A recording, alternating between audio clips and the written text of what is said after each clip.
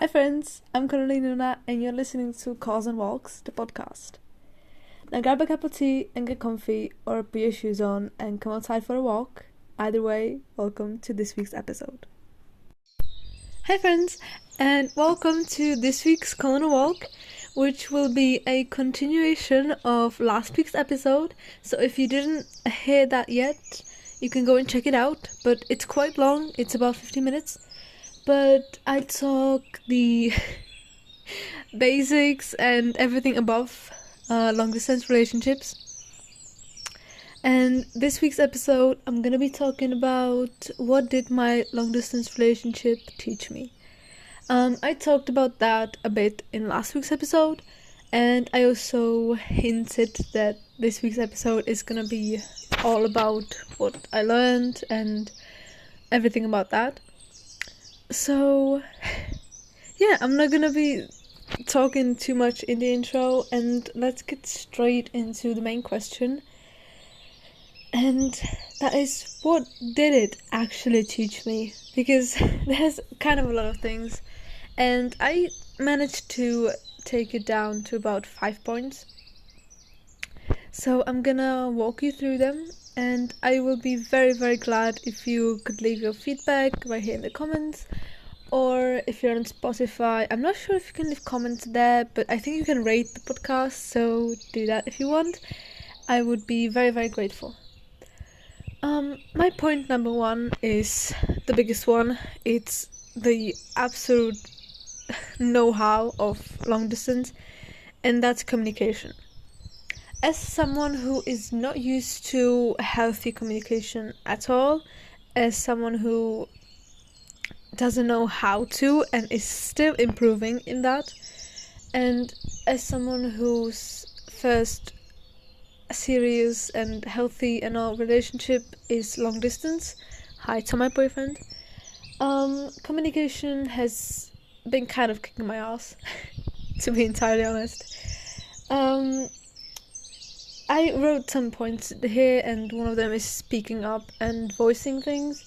And this is such a huge thing, because in every relationship, but in long distance especially, you cannot go around not talking about things. You can't just not say what bothers you, especially if, you're, let's say, not face to face to that person, which during long distance you probably aren't. But, in real life you do these kind of hand gestures or face mimics, and the person in front of you can be like, hey, something looks like it's bothering you. But behind the screen, behind the keyboard, it's very, very hard. And I preach that, but just to be absolutely clear and just to be absolutely honest and real here, it's happened a few times that I left out some things or just, not said something. But I always come back and I say it because this relationship is worth it. And I'm going to be talking about that in the next few minutes. But it's really, really important to realize that any relationship, but long distance especially, takes a lot of work. So back to communication, voicing things is a huge thing, because you cannot rely on the fact that the person in front of you is gonna see what your face makes, or what your hands do, or if because I stim with my hands. I do things with my hands a lot if I'm nervous or scared or anything. But behind the keyboard, you're just clicking letters, and people can't see that, or they can't hear the tone in which you say a word. It kind of works in the later stages, that you kind of learn how to read the tone, and especially if you're kind of overthinking, and if you know your partner a lot, you can tell when something might bother them, or if, I don't know, you might have said something wrong, or if the tone is kind of off in the text. But generally you cannot tell. Okay, because you can misread it, and you can misread it both ways. You can misread the good text for a bad one, and they can actually be okay, but it just the text sounded kind of off, And you can misread it the other way too. You can misread a bad text for a good one and just not notice any tone change or anything. So, and the same thing can happen with your partner, They can misread your text, and even though you're trying to make the text look like you're feeling a certain way, you can be wrong, And it doesn't have to be that obvious as it is to you. So just voice things and say them out loud, and don't let things unsaid that, are gonna bother you in 2 hours, 2 days, 2 weeks, unless they get fixed. The other thing is problem solving. That is also related to communication, but fights and discussions during long distance are so hard because you're not in front of that person. You cannot hear what they say, like what tone they say it with, what hand gestures do they do, what does their face look like, and problem solving during long distance is really, really hard. And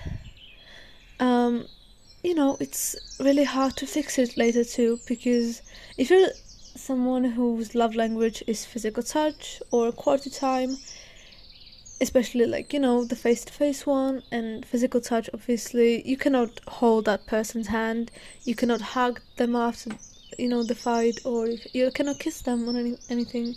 So it's just really, really, you just have to really, really pay attention to what you're saying and what you're doing, and how to reevaluate your love languages to make it suitable for the long distance, and to not, feel miserable all the time.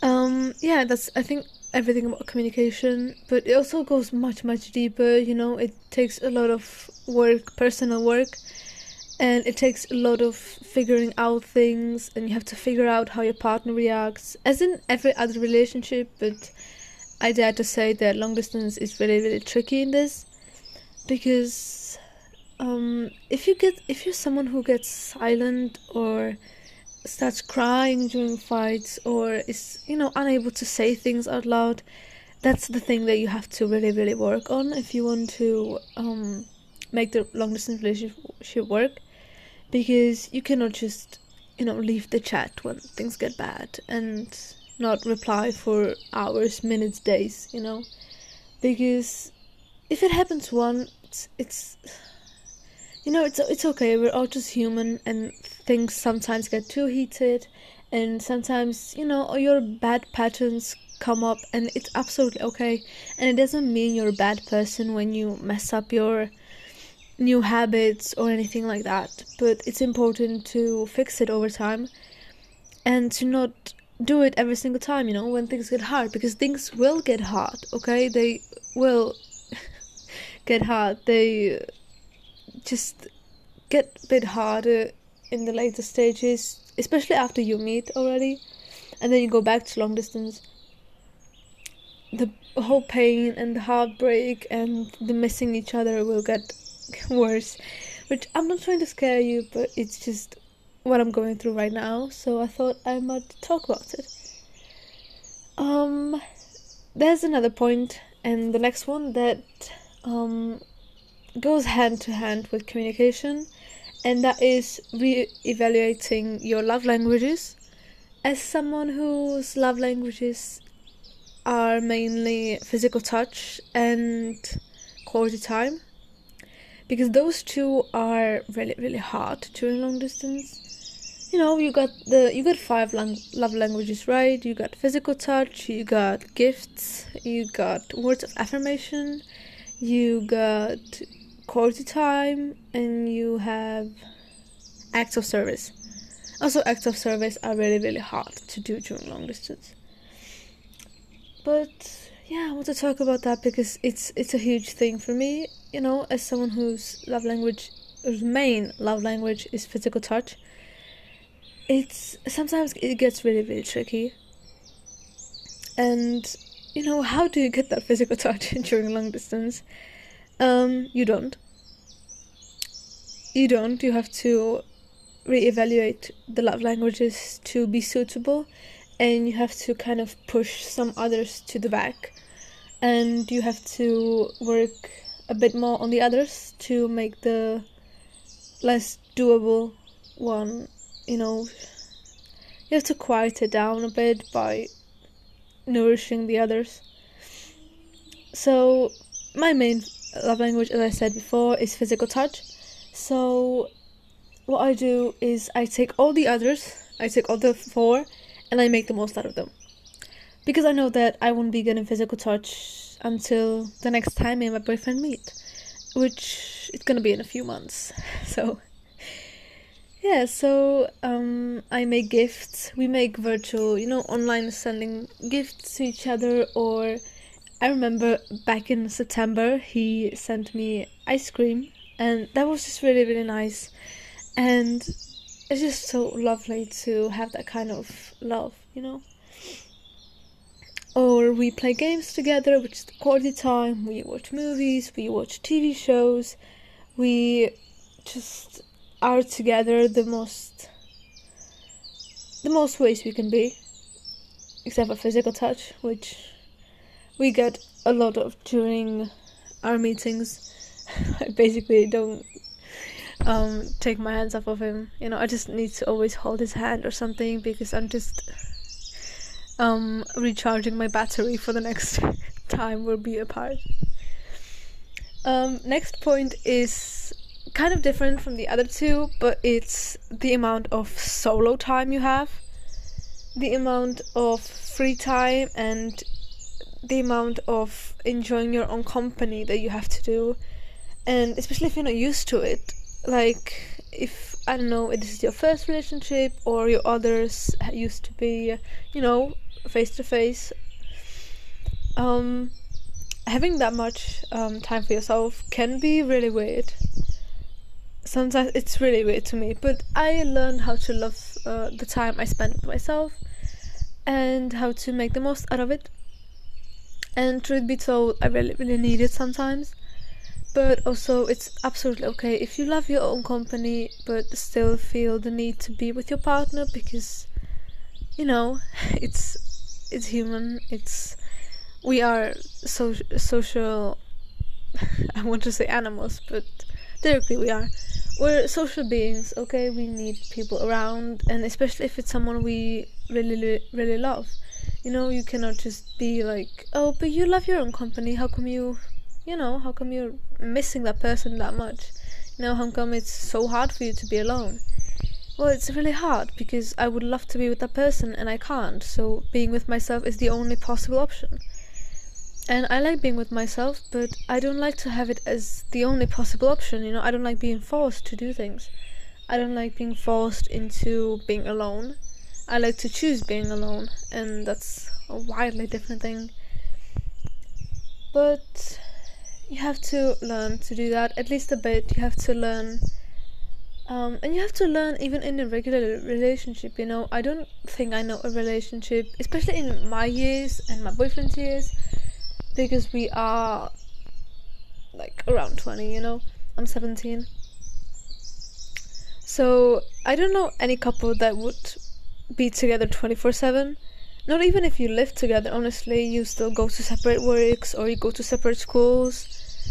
And if you go to the same schools and you live together and you do practically everything together, first thought that I think is that you are absolutely bloody lucky, But the second is, I'm not sure if I could like that. But sometimes my mind is like, yeah, I would. Yeah, I would absolutely adore being near my boyfriend 24/7. But for how long? I don't know. I don't think I could do it every day for too long, because I really, really need my own time. And that's the thing, that long distance relationship is really good for me, because I have time for myself, and it's just really nice to be by myself sometimes. And in long distance relationships you get a lot of that time. You get a lot of solo time, and yeah, it can get kind of hard though. My next point is patience. one of the major things that long distance taught me was patience. Because with the amount of always waiting for something, always standing in one place and hoping to be in another, patience becomes really a virtue that you will have to have. Because, me and my boyfriend met a few times during 1 month, and now we know we're gonna meet in, I think the longest wait ever was before we first met. We waited for about 3 months of us knowing each other, and then we met about 2 to 3 months after that, and then we met like 2 weeks after that. But now I haven't seen him in almost 40 days, which, and we still have a lot more to go, but it's fine. We are trying to not get discouraged and not to get impatient, even though sometimes it's really hard, and that's okay too. I want to talk about this because I'm trying to be real, and I'm not trying to tell you that long distance is the best thing that can ever happen to you, because wow, it's gonna be so worth it in the end. I mean, yeah, it's gonna be, but oh god, it sucks, like it really sucks. And no one tells you that. Everyone's like, oh yeah, my long distance partner, it's amazing, the excitement when we see each other. Yeah, but then you're also at 3 a.m. locked in the bathroom and you're sobbing in the pillow and you don't know what to do because you wish that person was there. So it's not all rainbows and giggles, but I'm gonna be talking about that in the second part of this episode. So patience, just be patient, and you need to learn how to take your time with things, and also how to deal with when things go bad. Because the natural instinct when you meet each other is to fit everything into one day or however long you are together. And, that's sometimes really hard to do, because I remember my boyfriend and I were in Prague and we planned to do so many things and we did nothing. Oh my god.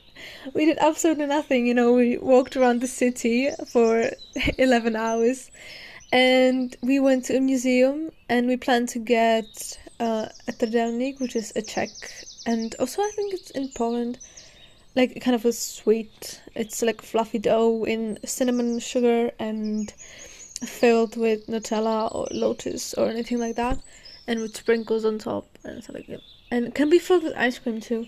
And we even had a place to go and everything, and we did not.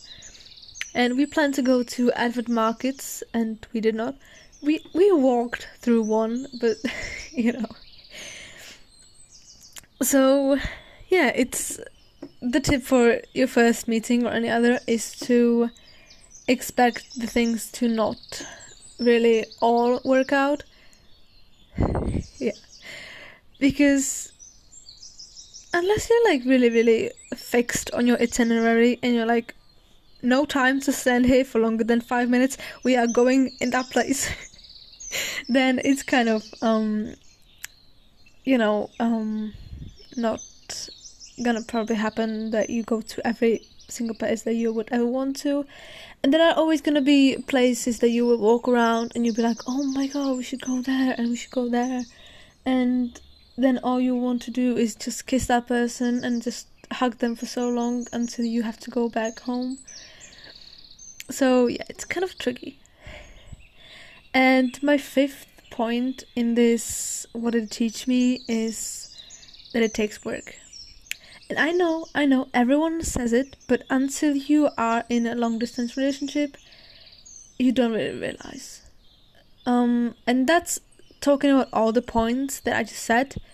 You don't really realize how it all actually is. Because, everyone tells you like, oh, you have time for yourself, and oh, you have to communicate a lot. But you don't realize how lot you have to communicate and how bad problem solving is, especially if your love languages are not suitable for long distance, or how much work you have to do and how much work you have to do on yourself and how much you have to find out about the person, and you have to do it online, you have to do it from far away. So long distance relationships take a lot of work, but for me they are worth it. For me, the relationship I'm in is really, really worth it, even though that sometimes it's really painful, and sometimes I wish that I didn't have to go through it, and I wish I could just jump into the future. But I know it's gonna be worth it in the end. So, check back here in a few years and I'm gonna tell you how it went. And now we are getting into the second part of this episode, and that is long distance relationship worth it? Is it, and why it is not? And why is it? Why it is. So, why is it worth it? Basically all the points that I mentioned are in both those categories, but it's worth it because you just do a lot of self-work that even if this long distance relationship doesn't work out, all these things that you learn can be really, really, and will be really, really valuable in your next relationships, or even in relationships with your family members. And honestly, I don't know anyone who didn't benefit from learning how to communicate better. Also, you get that excitement when you see each other, and just this adrenaline rush, and it's just really, really nice to finally hug the person or anything. So that makes it kind of worth it every single time. When you see that person again, and when you just know that, this was worth it. Also the solo time, that's what makes it worth it. You learn to be alone, and that's also a really valuable thing that you can use in basically your whole life, not even a relationship, just learning how to not be totally attached and waiting by the phone 24/7 and just nervously just waiting for the home screen to light up with the message from your partner or your friend or relative, anyone who you are long distance with. Just the time that you have to take care of yourself, and it really makes it worth it. That you get to take care of yourself a lot, and you have a lot of time to improve yourself, and you can later benefit from that in the relationship, and it's just really nice. And why is it not worth it, and why I don't think that relationships like this, long distance, are for everyone? It's not sometimes worth it because of the lack of patience. I don't have an issue with that, but sometimes I do, though. Sometimes it's such a thin edge of, good lord, I just wish this was over, okay? But you just have to realize that it's the distance, and it's not the fact that you wish it was over. I never wish it was over, I just wish it wasn't, the distance and all. The pain and the heartbreak and the missing each other can make it look like it's not worth it. And sometimes it gets too much, Sometimes it gets too much, and, like I said, you're sobbing in your bedroom and it's 3 a.m. and you want to scream, and you are so helpless and you don't know what to do, because, I don't know, you might be going through something, or your partner might be going through something, and you just cannot be there for them as much as you'd want, And and also the last point, it's kind of sad, but it's always there on your mind, kind of, and that is how long will it take to work out, and how long will it actually be worth it? Because you make all those plans, like, oh, I cannot wait to move in together, I cannot wait to have a baby with you, I cannot wait to insert anything that you want to do with that person to be closer. But the worst thing is that you never ever know if it's actually going to be worth it in the end, if it's actually going to work out, if it's not just going to be years of long distance and then the end of it. But you have to stay positive in this. You have to stay really, really positive. I just what this actually taught me to. You have to stay positive during anything and everything. And just know that if you're gonna work for it, just work for it hard, and it's gonna be worth it.